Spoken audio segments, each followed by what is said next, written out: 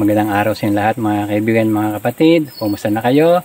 Ang topic natin ngayon ay mathematical error in the Bible. Mathematical errors in the Bible. Ang pag-uusapan natin dito ay yung seemingly errors na mga verses sa Bible o seemingly contradiction verses in the Bible. Dito sa ating background picture, puro mga geometrical figures ito. Supposed to be, may dalawang oval shape dito. Supposed to be perfect circle yan. Kasi in-stretch ko lang yung background picture kung kaya naging pahaba yan. And then yung hexagon dun sa left side, ganun din kung kaya medyo pahaba. Maraming salamat sa mga kapatirang kaibigan, mga suki, na wala sawang nanonood, nag-heart, nagre-react, nagla-like ng aking mga videos. Dito sa ating topic, magbibigay ako ng 3 example na it seemingly contradiction o errors dito sa Bible, dito sa Biblia. Kung meron kayong Bible, buksan natin yung ating Bible sa 1 Kings chapter 4 verse 26.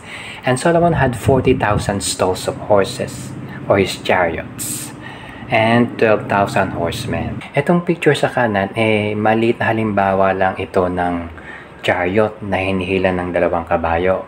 Yung pinag-uusapan dito, malaking chariot. So, mas maraming kabayo yung humihila. Basahin naman natin yung 2 Chronicles chapter 9 verse 26, yung verse sa ibaba. And Solomon had 4,000 stalls for horses and chariots, and 12,000 horsemen whom he bestowed in the chariot cities. Etong dalawang verse na to, nabasa na natin yung isa sa taas. Itong dalawang verses, tumutukoy sa the same group or sets ng chariots and horses. Yung verse sa itaas, sinasabi 40,000 stalls. Okay? Samantalang dun sa ibaba, 4,000 stalls. It's seemingly na contradiction. Kung ano ba yung tama, 40,000 o 4,000? Walang pagkakamali sa dalawang bersikulong ito. Yung verse sa itaas, yung 1 Kings chapter 4 verse 26, ang ina-emphasize dyan yung bilang ng horses ng kabayo.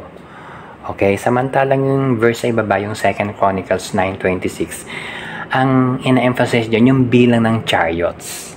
Kasi 10 horses per chariot. Number 2, nagpagawa si King Solomon ng isang small size na parang swimming pool. Ito yung sinasabi sa 2 Chronicles chapter 4 verse 2. Also, he made a molten sea of 10 cubits from brim to brim, round in compass, and 5 cubits the height thereof, and a line of 30 cubits did compass it round about. Yung molten sea, yan yung pinagawang small size swimming pool ni King Solomon na korting cylinder. Diyan sa ating background picture, dun sa upper left side, yan, cylinder yan. Meron siyang diameter. Okay? May diameter at saka circumference at saka height. Pag-usapan muna natin yung top view nitong molten sea. Saka na natin pag-usapan yung height, yung 5 cubits. Dito may parang mali. Kasi yung tinutukoy dito circle, na yung circle daw merong 30 cubits na circumference yung bakod niya. Okay? At yung diameter niya is 10 cubits.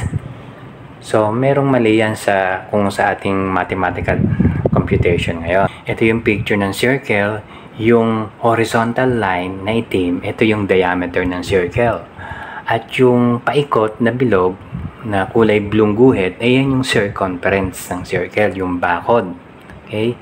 At ang sinabi rito na 30 cubits yung circumference. Alam natin sa ating mathematics na ang ratio ng circumference and diameter is equal to pi. It is equal to 3.14, 15, 9, 2, 6, 5, 3, 5, 9, so and so forth.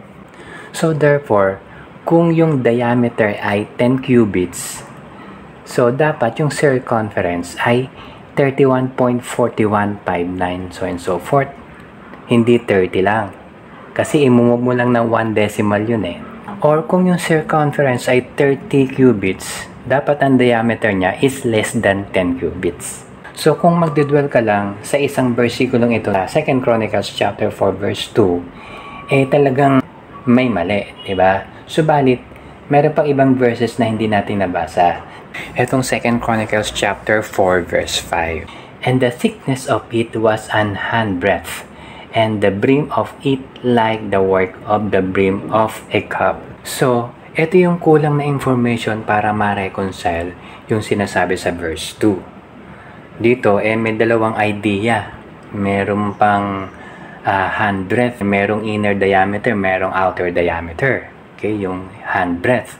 Tapos pangalawa, ito ay parang brim of a cup. Nakabusa yung nguso ng tasa. So, ito yung dalawang theory dyan, yung kaisipan dyan, na itong 30 cubits, kulang siya ng sukat na handbreadth. Okay?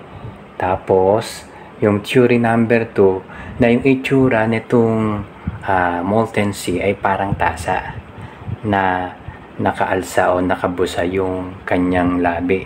Kung kaya, either of the two theories masusolve at ma-reconcile yung problem. Lastly, number 3, ay pag-usapan naman natin yung volume nitong molten sea. The same molten sea ito. Okay?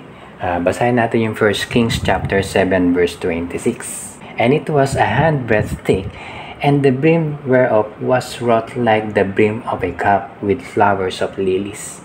It contained 2,000 baths. Yung sa ibaba naman, nabasa natin ito kanina And the brim of it like the work of the brim of a cup with flowers of lilies, and it received and held 3,000 baths. Okay, 2 Chronicles chapter 4 verse 5. It's seemingly contradiction daw ito. Subalit, ito ay hindi contradiction. These two verses are perfectly fine.